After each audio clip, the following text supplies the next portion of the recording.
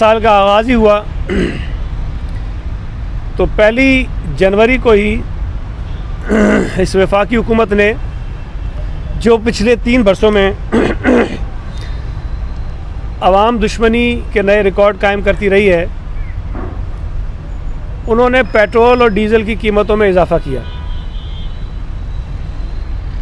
और मुझे बड़ी हैरत हुई, कल जो पीटीआई के अरस्तू हैं, जो इनके हर मर्ज़ की दवा और हर मसले का हल समझे जाते थे, जिनको पहले भी एक मरतबा वजारत से बरतरफ कर दिया गया था, वो यहाँ आकर ये फरमाते हैं कि सूबा सिंध की हुकूमत का जो लोकल गवर्नमेंट कानून है वो पाकिस्तान के लिए ख़तरा है।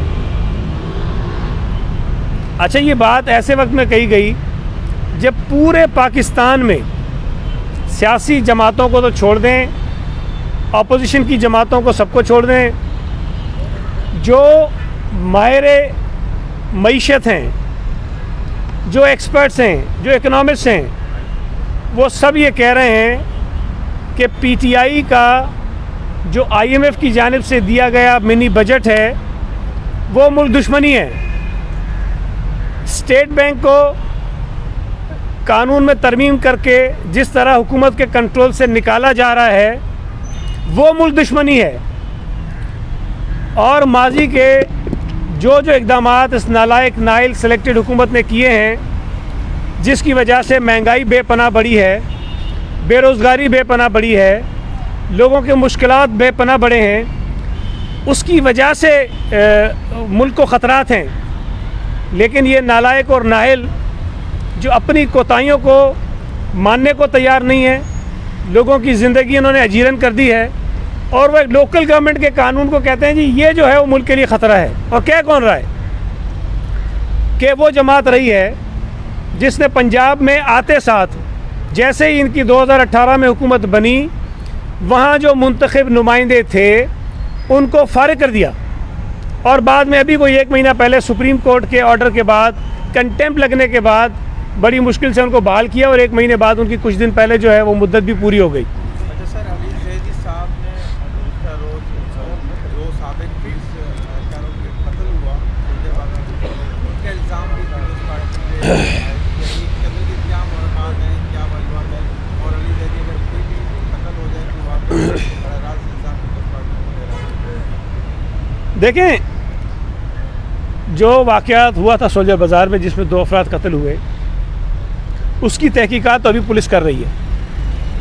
मुझे ये नहीं समझ आती बात, वाक़या हुआ और वाक़े के चंद लम्हों बाद वफाकी वज़ीर साहब ने कुछ फरमा दिया। मैं तो ये समझता हूँ कि उनको शामिल तहकीक करना चाहिए, उनको भी तहकीकात का हिस्सा बनाना चाहिए कि उनके पास कौन से शवाहिद हैं जिनकी बुनियाद पर वो कह रहे हैं कि ये कत्ल किसने करवाया है। तो ये बेसिकली अक्ल से मावरा लोग हैं, बग़ैर सोचे समझे बात करते हैं और बेबुनियाद इल्ज़ामात लगा के पॉइंट स्कोरिंग करना चाहते हैं। तो ये इनका धंधा है, इसी तरह करते रहेंगे। जो मैं कहता हूँ ना, ये चवल का लफ्ज़ मैं इस्तेमाल करता हूँ, ऐसे नहीं करता हूँ, ये चवलों के सरदार हैं। अच्छा, ये बता दें, ये अपना जमात इस्लामी धरना लेके बैठी है सिंध असेंबली के बाहर, तो सिंध हुकूमत उनसे मुज़ाकरात करेगी या आप गए भी थे, उनके तहफ़्फ़ुज़ात भी आपके सामने हैं, ये मसला कैसे हल होगा? देखें, एक बात तो ये है कि पुरअमन सियासी एहतजाज करना सियासी जमातों का हक़ है,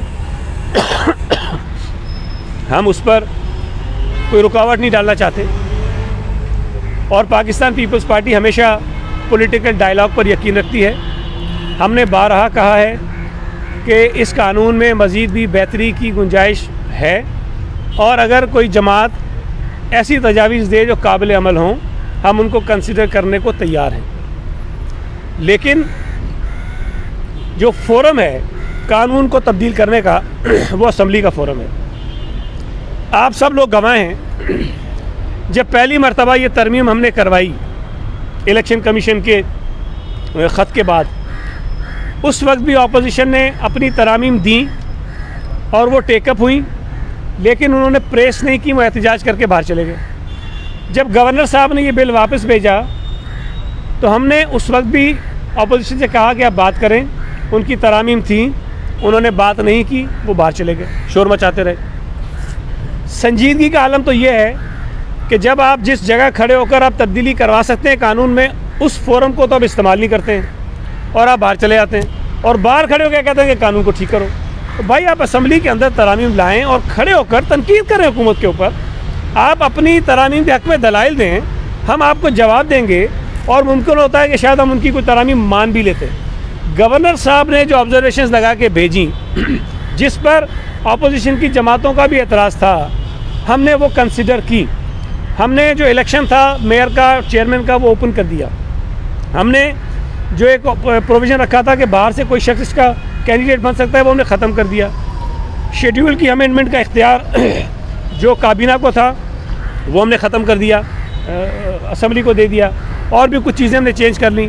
तो सिंध हुकूमत ने हमेशा खुले दिल का मुजाहरा किया है और हम कर सकते हैं, आइंदा भी करेंगे। लेकिन गलियों में, सड़कों पे एहतजाज करके आप कानून में तरमीम नहीं करा सकते हैं। ठीक है, आप आवाम के साथ अपना पॉइंट ऑफ व्यू रख सकते हैं, वो रख रहे हैं और हमें उस पर कोई एतराज़ नहीं है।